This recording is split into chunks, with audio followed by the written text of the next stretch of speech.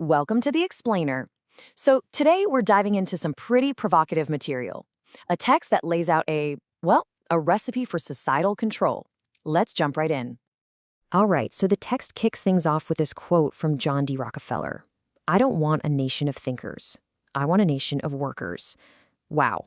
Talk about direct, right? It really just sets the tone for everything we're about to get into. This idea that maybe, just maybe, some systems aren't built to empower us, but to manage us. And here it is, the core idea, the whole foundation of the argument. To control the species, you have to divide them from their inner love. Basically, the author is saying that the ultimate way to get control is to sever that connection people have with themselves, with their purpose, and you're going to see this idea pop up again and again in all the steps that come next. Okay, so let's get into the first ingredient in this recipe.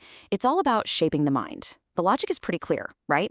If you want to control someone, you have to start with how they think. And the text argues this whole process is meant to start, you guessed it, really, really young. So according to the source, this isn't just random. It's a very specific 4-step process. You start them young, around age 5. You control all the information they get, no outside ideas allowed. Then you test them on it over and over and over until it just becomes their truth.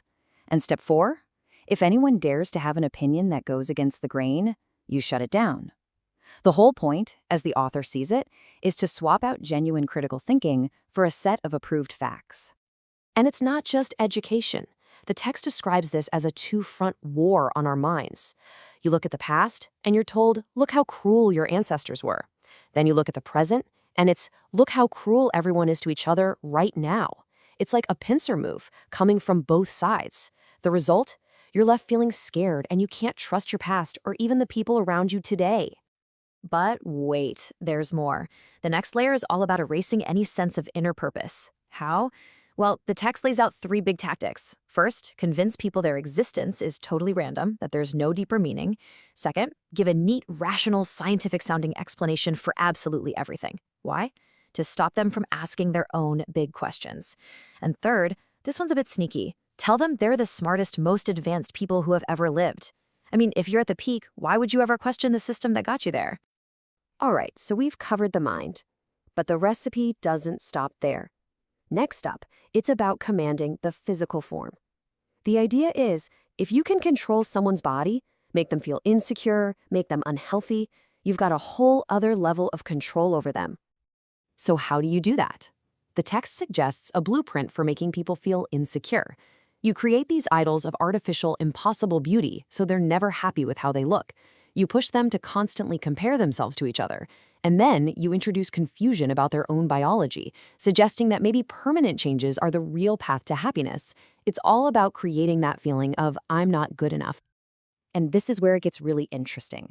The source talks about what it calls the food medication pipeline.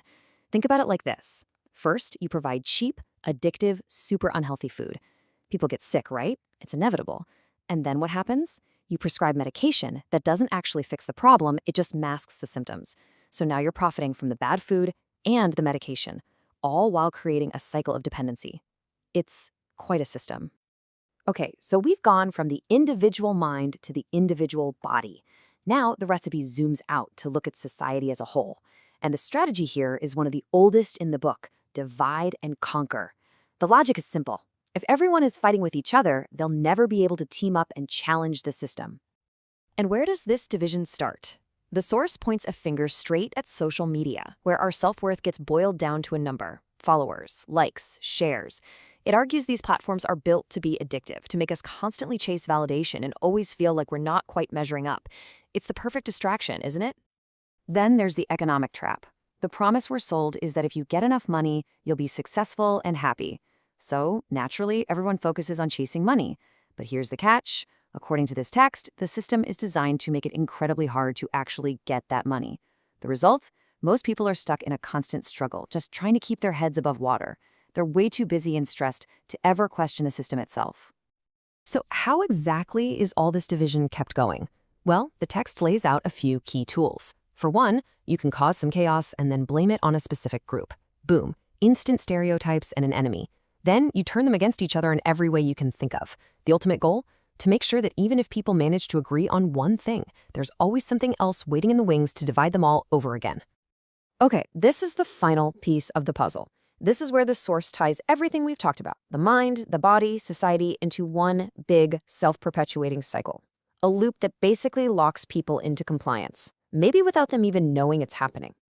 Let's start with something as basic as the 7-day week. The text frames it like this: 5 days, the vast majority of your time, are for work and struggle. That just drains you. And your reward? You get 2 days of so-called freedom. It's just enough of a release valve to keep you from totally burning out, but not nearly enough time to actually recover, think, or, question things.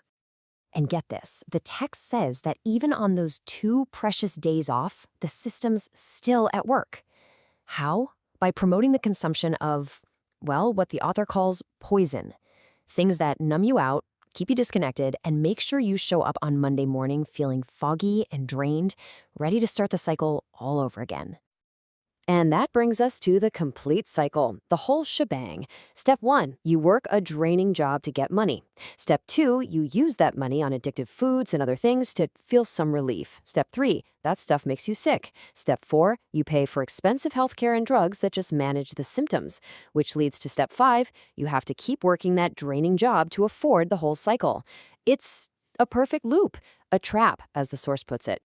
So that's it. The text lays out this entire intricate architecture of control. It touches on our minds, our bodies, how we interact, our economy, everything. But there's one thing it doesn't do. It never tells us who the architects are. Instead, it just leaves us with that one big unsettling question to think about. Who's building all this? Thanks for tuning in to this explainer.